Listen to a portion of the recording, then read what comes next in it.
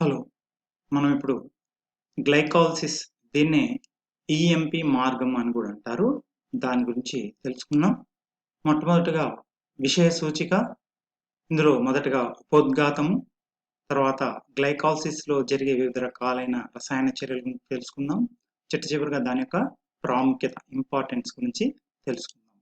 మొట్టమొదటగా ఉపోద్ఘాతం.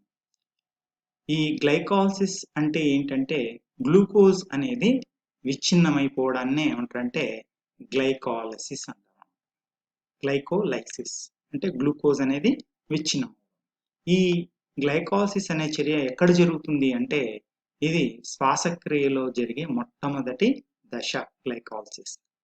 ఈ గ్లైకాలిసిస్ లో గ్లూకోజ్ అనేది విచ్ఛిన్నమైపోయి అంటే ఆక్సీకరణ చర్యల్లో పాల్గొని అందులో చివరిగా ఏర్పడే అంత్య ఉత్పన్నాలు ఏంటంటే పైరువిక్ ఆమ్లాలు. ఒక గ్లూకోజ్ పాల్గొన్నప్పుడు అది విచ్ఛిన్నమైనప్పుడు ఆక్సీకరణ చర్యల్లో అంత్య ఉత్పన్నాలుగా 2 పైరువిక్ ఆమ్లాలు ఏర్పడతాయి. ఈ విధంగా ఏర్పడే ప్రక్రియని ఏమంటారంటే గ్లైకాలిసిస్ అంటారన్నమాట. శ్వాసక్రియ అనేది 2 రకాలుగా జరుగుతుంది. ఒకటి వాయు సహిత శ్వాసక్రియ, మరొకటి అవాయు శ్వాసక్రియ.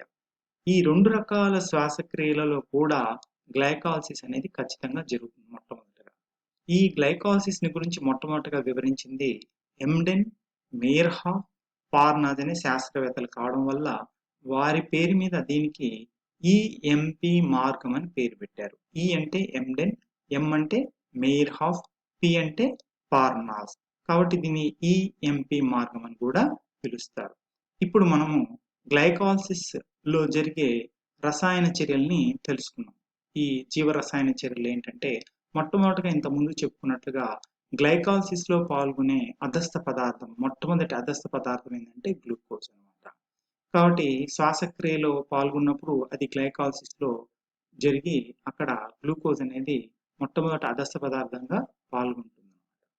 గ్లూకోజ్ అనేది మొట్టమొదటగా ఒక ఏటీపీ నుంచి ఒక ఫాస్ఫేట్ ని తీసుకొని గ్లూకోజ్ 6 ఫాస్ఫేట్ గా మార్పు చెందుతుంది. ఈ ప్రక్రియనే ఫాస్ఫారిలేషన్ అంటారు. గ్లూకోజ్ అనేది ఒక ఫాస్ఫేట్ ని తీసుకొని గ్లూకోజ్ 6 ఫాస్ఫేట్ గా మారే ప్రక్రియని ఫాస్ఫారిలేషన్ అంటారన్నమాట. ఈ ఏటీపీ అనేది ఒక ఫాస్ఫేట్ ని కోల్పోవడం వల్ల ఏడీపీగా మార్పు చెందుతుంది.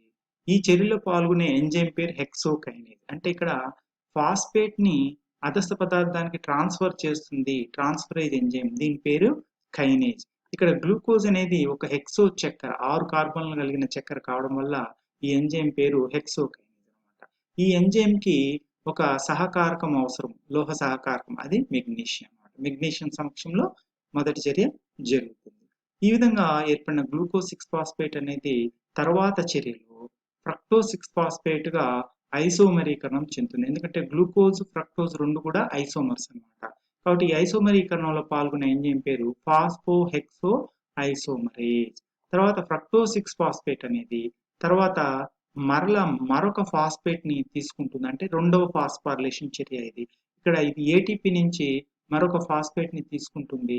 ఫ్రక్టోజ్ 1,6 బిస్ ఫాస్ఫేట్ గా మారుతుంది. బిస్ అంటే 2 ఫాస్ఫేట్ అన్నమాట. ఈ చర్యలో కూడా ఇంతకుముందు చెప్పుకున్నట్లుగా కైనేజ్ అనే ఎంజైమ్ పాల్గొంటుంది. ఇక్కడ అధస్థ పదార్థం ఫ్రక్టోజ్ ఫాస్ఫేట్ కావడం వల్ల దీన్ని ఫాస్ఫోఫ్రక్టో కైనేజ్ అంటారు.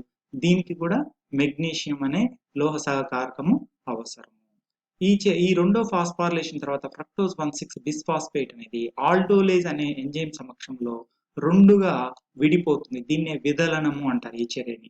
ఇందులో 2 ట్రయోజ్ ఫాస్ఫేట్లు ఏర్పడతాయి. ఇది హెక్సోజ్ అంటే 6 కార్బన్లు కలిగిన చక్కెర నుంచి 3 కార్బన్లు కలిగిన చక్కెరలు అంటే 3 ట్రయోజ్ ఫాస్ఫేట్లు 3 కార్బన్లు కలిగిన ట్రయోజ్ ఫాస్ఫేట్ అనేది ఇదొక ట్రయోజ్ ఫాస్ఫేట్. ఈ 2 కూడా ఐసోమర్లు అన్నమాట. ఇవి ట్రయోజ్ ఫాస్ఫేట్లు కావడం వల్ల ట్రయోజ్ ఫాస్ఫేట్ ఐసోమరేజ్ అనే ఎంజైమ్ సమక్షంలో గ్లిజరాల్డిహైడ్ 3 ఫాస్ఫేట్ అనేది డైహైడ్రాక్సీ ఎస్టోన్ ఫాస్ఫేట్ గా మార్పు చెందగలదు.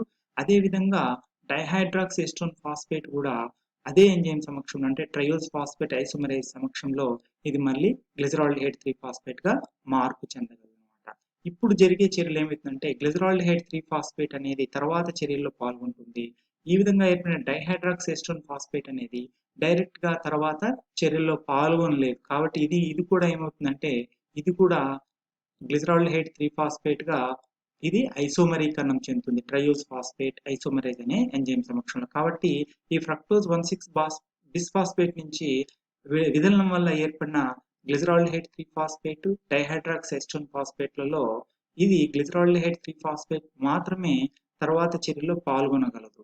డైహైడ్రాక్స్ ఎస్టోన్ ఫాస్ఫేట్ పాల్గొనలేదు. కాబట్టి ఇది ఏమవుతుందంటే ఐసోమరీకరణం ద్వారా ఇది కూడా గ్లిజరాల్డిహైడ్ 3 ఫాస్ఫేట్ గా మార్పు చెందుతుంది. అంటే ఎన్ని గ్లిజరాల్డిహైడ్ 3 ఫాస్ఫేట్లు ఏర్పడినట్లు 2 గ్లిజరాల్డిహైడ్ 3 ఫాస్ఫేట్లు.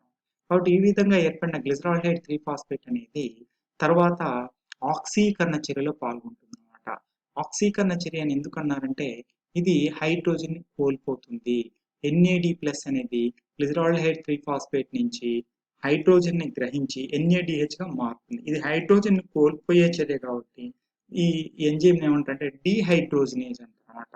ఈ డీహైడ్రోజినేజ్ సమక్షంలో ఒక ఇనార్గానిక్ ఫాస్ఫేట్ ని తీసుకొని ఇది 1,3-బిస్ఫాస్ఫోగ్లిజరిక్ ఆమ్లంగా మార్పు చెందుతుంది. ఈ విధంగా ఏర్పడిన 1,3-బిస్ఫాస్ఫోగ్లిజరిక్ ఆమ్లం అనేది తర్వాత ఏమవుతుందంటే 2 ఫాస్ఫేట్లు ఉన్నాయి దీంట్లో. ఈ 1,3-బిస్ఫాస్ఫోగ్లిజరిక్ ఆమ్లం అనేది ఒక ఫాస్ఫేట్ ని కోల్పోతుంది. ఫాస్ఫేట్ ని కోల్పోయే చర్యను ఏమంటారంటే డీఫాస్ఫారిలేషన్ అంటారన్నమాట. ఇక్కడ జరిగింది ఫాస్ఫారిలేషన్. గ్లూకోజ్ అనేది ఫాస్ఫేట్ ని ATP నుంచి తీసుకుంది. ఇక్కడ కూడా ఫ్రక్టోజ్ 6 ఫాస్ఫేట్ అనేది ATP నుంచి ఒక ఫాస్ఫేట్ ని తీసుకుంది. కానీ ఇక్కడ 1,3-బిస్ఫాస్ఫోగ్లిజరిక్ ఆమ్లం అనేది ఒక ఫాస్ఫేట్ ని కోల్పోయింది. కాబట్టి వీటిని ఫాస్ఫారిలేషన్ చర్యలు అంటారు. దీన్నేమో డీఫాస్ఫారిలేషన్ చర్య అంటారు అన్నమాట. కాబట్టి ఇది ఒక ఫాస్ఫేట్ ను కోల్పోవడం వల్ల 3-ఫాస్ఫోగ్లిజరిక్ ఆమ్లంగా మార్పు చెందుతుంది.